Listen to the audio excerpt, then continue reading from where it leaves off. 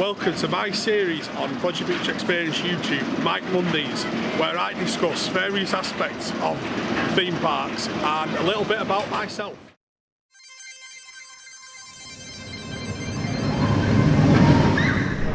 So, good afternoon and welcome to another instalment of Mike Mondays. We are at Thorpe Park for this one, so I will have to pause every now and again because right there is Stealth and it's quite noisy. So every now and again I will have to pause. And what we're doing this week is a Q&A.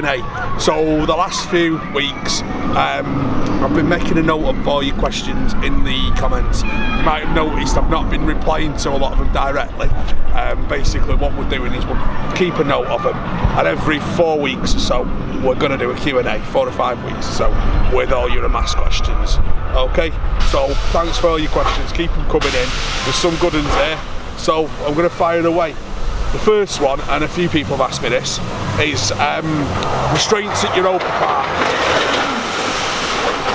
What are they like? Any tricky rides? The only two, realistically, are Blue Fire and, sorry, three really. Blue Fire, Walden and Silver Star. Now Silver Star's the same as Shambhala, but it does have 2 big seats on it, row 5, middle seats. You'll see them because they've got yellow tape around the T-bar. They are quite a bit bigger than Shambhala's standard seats. So any worries on there, go for row 5. You can't miss it anyway because in the station it's marked out. It's got a different height limit to all the rest, rather like what Icon has. Moving on to that subject, Blue Fire, same as Icon, back row, exactly the same trains. The other one is Woden. You're looking the same as Wickerman really, they're quite tight. Anyone that's got quite chunky thighs will probably have a bit of jip with the Millennium Flyer trains. There's not really many tricks. There's one that the staff did get me to do once, was to sort of sit forward slightly, and apparently it goes in easier. There we go. So yeah, that's your restraints on Europa Park. All the others are just standard Mac ratchet lap bars, so they don't have limitations on them. As long as they're locked, they're locked. The only other one is it's a bob barn, but it's a bobsled, so again, if it's locked, it's locked. You're alright. Got a question for you on that subject. We got a message on the Facebook page of the day from Simon. Second name escapes me, so I apologise for that. I'm just doing this off the top of my head. He asked me what the Pleasure Beach and Alton Towers are like, and I think it was Portaventura for, in his words, the bigger lads to get on the rides. Right, Pleasure Beach generally is not much of a problem. Icon, like I say, in this back row, if in doubt, back row, if in doubt, back row. Revolution might be a little bit iffy. Again, it's a bit hit and miss on the seatbelt length on that one. But what I will say is, before you pull the restraint down, make sure the belt, you flip the belt round so it's hanging down properly. Otherwise you may find yourself trying to wrap it around the restraint. It's not going to help. The only other one's Infusion. I get on it, that's about your marker. They're the only ones at Pleasure Beach. Where else were we going? Towers. Towers. Most of them are B&Ms, so it's your B&M big boy seats. If you can get in them, you're all right. If not, you might have a bit of a problem. Rita's a sticky wicket because of the short seat belts. No, Rita's not too bad now. Is it not? I got a Rita fine, unlike this. Rita's got the proper length, the backhoe style, full extending seat belts. So I get on it with, I actually have slack on Rita now. Going on it, I can put them on with relative slack. So that one's not too bad. 13 if you've got chunky thighs, again you might struggle with, because it's quite sort of I'd struggle with that one, to be honest. Quite narrow. Air or Galactica, whatever you want to call it. That one can be quite tight. make sure you use the test seat on that one. That's probably the truest reflecting test seat of the lot. If you are in doubt, I have it, a word from last time I was there. Row 4 again's got big boy seats. I think it's something to do with the fact that they can be manually locked. Don't quote me on that. But row 4 middle seats apparently are bigger on air. Didn't know that until not long ago, but there we go, you learned something new. And PA, backhoe can be a bit tight. Shambhala, if you've got chunky thighs, you're going to struggle with. And a lot of people struggle with that if they've got quite, as well, if you've got tree trunks like me, you struggle with it. Condor is very tight. Hurricane Condor, the drop tower, is very tight. They tend to be Colossus type restraints at Thorpe. I just don't even bother trying to go on it anymore because I just don't get near it. Red Force has got a very similar type of seat to Icon. It's the lap bar, so as long as you can get it sort of into here, you're probably alright. It's quite accommodating. I can certainly get on of these coasters. I can get on Icon no problem and Blue Fire. I can get on Red Force no problem. Canon usually needs a bit of a push. Oblivion usually needs a bit of a push. I forgot the Smiler. Relatively, we don't go on it very often. I don't go on it often enough. Relatively forgiving. Again, if you've been on another Euro fighter, it's the same restraint. They're relatively forgiving. Again, I can get on it. Might need a push. The other ones. It's Thrill Towers. Yeah. Ferrari. They have to be a little tighter than a normal SNS launch, but not by much. I think that covers them. Generally speaking, I can get on most of those rides. There's only, like I say, the handful that I struggle with. Like I say, Dragon Car's got big boy seats, Oblivion's got big boy seats, Nemesis has. They're all the ones that have got Icon's got them as well. So moving on, Zach Valence, big shout out to Zach. Bumped into us at Blackpool a few weeks ago. Big shout out, he's a big fan of the channel. He asked us, but after the Vekoma one, any plans to go to Pleasurewood Hills and ride the boomerang there? We have looked into this. The problem with it is it's bloody miles away. Yeah, it is. It's down in, I think it's Norfolk area. I know it's a very, very long way away from us. Looking at 5 hour plus drive. So that's why we've not been on it, and we're not sure in the foreseeable. We keep looking into seeing if we can try and work it into something else. Even from Thorpe, it's about 3 hours away. Well, the best bet really is Fantasy Island, but even then, it's still 2 or 3 hours. It's 3 hours from anywhere. It's actually quicker to go to Bagatelle in France. Yeah. And probably go on Triops. I think it's Triops. No, they've got a Vekoma boomerang, but inverted. Ah, right. Yeah, I've wanted to go there for ages. I keep looking at it. We have looked at Bagatelle. We think we can do it at some point. Well, we're going on a bit of a Vekoma tour next year, aren't we? We have planned this. We've got a couple of Vekoma tours planned, so stay tuned for them. As you know, I am a Vekoma fanboy. Harry Nixon asked, what restraints are more restrictive? Arrow/Vekoma corkscrews or Intamin launched coasters? This was from, he was asking this from a height point of view. So he's a similar height to Scott.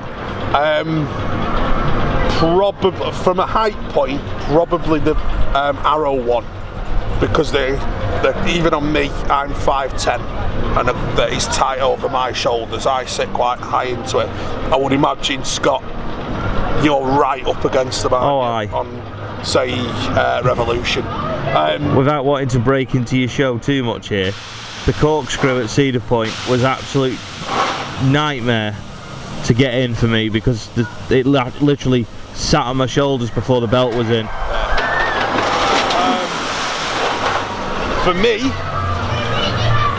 I find the Intamin ones worse. I absolutely hate that design of Intamin restraint that Rita, Baco and Stealth use. I hate it. It's the most uncomfortable design I've ever seen because it doesn't actually shape around you properly. It's just a bar. Like I say, it tends to sit quite tight on me on most of them. Just imagine how much better those rides would be with a lap bar. Oh, it'd be great. Imagine Baco with a lap bar. I know. Awesome. But I digress.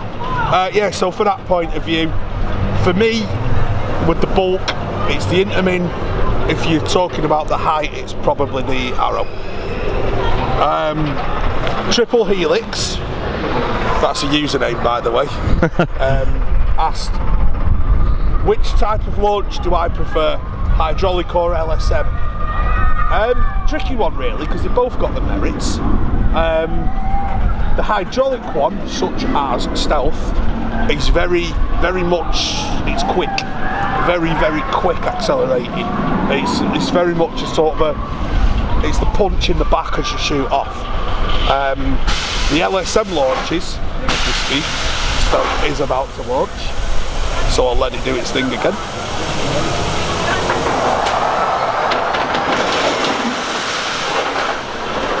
The LSM launches tend to be quite a lot more gradual because of the principle of the magnetic propulsion, but they do towards the end tend to get more forceful. Specifically on that one, Red Force. Red Force, by the end of it, you really feel the speed when it picks up. Even Icon's second launch is pretty quick. I'm led to believe if you're lucky enough to get the rollback, the elusive second launch rollback, that Icon's second launch from a standing start is ridiculously fast. But I've yet to see it. I've seen it, I've yet to have it. Yeah, both got the merits really, it's quite hard to say. Come on, pick one, don't sit on the fence. Probably go for the Intamin, push the hydraulic. Hydraulic. Yeah, I saw a post that was talking about Fiore's Baco the other day, and there's so many people were singing the praises of Baco's launch for how forceful it is. The acceleration on that, was it 0 to 83 in 2.3 seconds? Something like that, yeah. Like that. This is 0 to 80 in what, 1.9 I think it is now. I don't know, because he matched it up, didn't he, a couple of years ago? I think it went 0 to 80 in 1.9 was the, I think it used to be 2.5 when it first went, and it's now 1.9. Either way, that is ludicrous acceleration. Even the Formula 1 car won't do that. So yeah, probably just on edge, the hydraulic. But I do like, there's a few LSM coasters I like as well. Blackpool Tourist asked, what's the most number of rides I've done in a day? This one, it will be a guess because I can't remember. I don't keep ride counts particularly these days. I used to, about 10 years ago. But then 10 years ago I was also capable of running round parks for 10 hours, bat crazy. I am now 21, I'm now 31, not 21. And my knees won't hack it anymore. I wish I was 21. My knees can't hack it anymore for a kick-off. So I'm a lot more chilled these days. I would have a guess at 30 to 35, excluding ERTs. I have had an ERT one. If I do an ERT, we're talking probably 50 in a day. Probably looking at 15 a day on an ERT, but that's helped by doing 17 of them in the morning. Yeah. Going 30 in a day probably is about my peak, maybe 40. I can recall being at Towers on a Scarefest and doing like 20 goes on Nemesis in a day because it was so quiet. So yeah, I'll go with 30 to 40. Can't honestly give you a straight answer on that one. What was your record on Revolution again? I did 21 flat on Revolution. at Pleasure Beach, and then nearly puked on the way down the stairs. That was when the 2013 team used to let us stay on all the time. It was really quiet. They used to just let us sit on the back row. Yeah. And I did about, of the 21 straight goes, I think 15 of them were on the back row. And I was that close to puking on the way down the stairs. It's unreal, which is very unusual. I remember when we did 18 in a row. We did a lot one time. That was a Sunday when it was dead quiet. It was so quiet. What about that time we sat on the big one for about 5 hours for Blue Peter? We literally weren't allowed to move off the seats. We did. Continuity. I've done the similar thing on Big Dipper because I did the Harry Hill movie. I am actually in the Harry Hill movie for the most minute fraction of a second you have ever seen, because they spent a day filming us on Big Dipper and then used about 3 seconds of footage from the whole lot. They cut the whole lot of footage out of it, but I am on it for about 3 seconds or something. Claim to fame. So yeah, I was a film star before this. And now you're just a vlog star. No, I'm just a vlog. No. No, I'm a vlogger. Yes. We don't call ourselves stars. We're not stars. We're just people who film for YouTube. Yeah.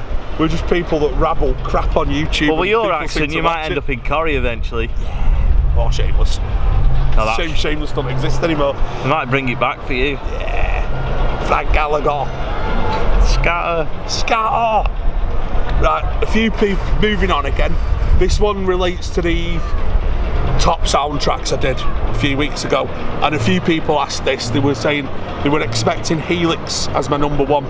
There's a really simple answer to this one. I've yet to do Helix, so I can't. Although I've heard the theme tune, because Scott has it on the car a lot. Not guilty. What, are you passing the blame on to Becca? Yeah.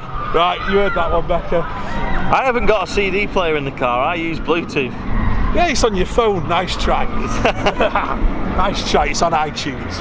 Right, yeah, I've heard it, but I specifically used rides that I've been on for the theme tunes. That's the straight answer to that one. Theme Park Jordan asked, how many behind the scenes tours have I done? The answer's quite a few. 2 on Valhalla, Wallace and Gromit. Yeah, counting walkthroughs as well as behind the scenes, I've done a general park one at Pleasure Beach, 2012 of November, I believe. Yes. Workshops and all. I've done Derby Racer twice. I've done Alice twice, Ghost Train twice, Wallace and Gromit was the one you said then. Yeah. I've forgotten now. But yeah, I've also done Smiler. It wasn't really a behind the scenes tour, it was a technical tour. We were just handed a big wheel. Yeah, I was stood with this great big lump of metal and rubber in my hand that's a Smiler wheel. And no, I didn't drop it. Really heavy, by the way, I will say that. They look lightweight, they're really not. That was a technical talk rather than an actual behind the scenes, nonetheless very informative. Good time to mention the technical tour we've got coming up. Yeah. Blackpool Pleasure Beach. Oh yeah. Sunday the 4th of November. Yeah, what is it we've got again? What's that song? What is it we're on again? I've forgot that one. Steeplechase ART. Steeplechase, yeah. Icon Technical Talk and Last Technical Public Talk Rides. Alex Payne on Icon. Alex Payne, you may know, is one of the technical directors at Pleasure Beach. And then we've got great guy to listen to. Last Rides on the big one in the year as well. Oh yeah. Also had a few talks from like marketing and the like from Pleasure Beach, marketing operations. Always really good with us, especially when Icon was new this year. I'm just thinking, I'm sure there's another one I've done. I'm sure I've done another, something similar to that. That escapes me now. I'm sure I've done another one, but I just can't think of it. So yeah, that is what's probably about 10 or 15, isn't it? Yeah. Oh, big one. Big one, yeah. Big one behind the scenes. Yeah.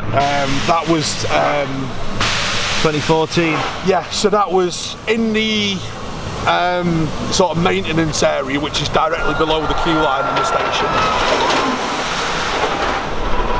That's where, when you see the staff disappear down the stairs at the end of the queue line, it's direct, that's where those stairs lead, basically. Really interesting. All the charts for which trains have got what wheels on, which ones have had certain checks recently, grease, that sort of thing.